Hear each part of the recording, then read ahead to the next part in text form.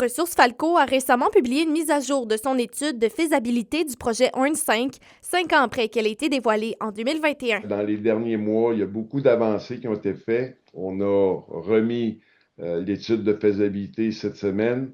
On a toujours des bonnes discussions avec le ministère de l'Environnement et le gouvernement du Québec.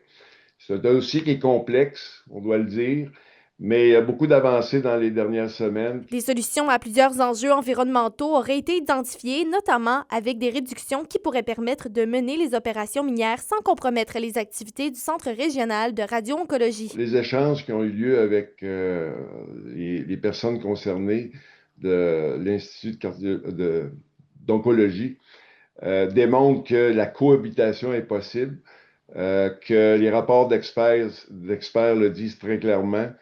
Il s'agit tout simplement de faire une bonne coordination de nos opérations avec leurs opérations. Sur certains enjeux, particulièrement concernant l'eau, on est à travailler avec nos experts pour démontrer que toute la question de stabilité entourant la période ou la phase de dénoyage peut être faite sans problème. Donc, on est en train de finaliser nos rapports. L'analyse gouvernementale du projet progresse également selon l'entreprise.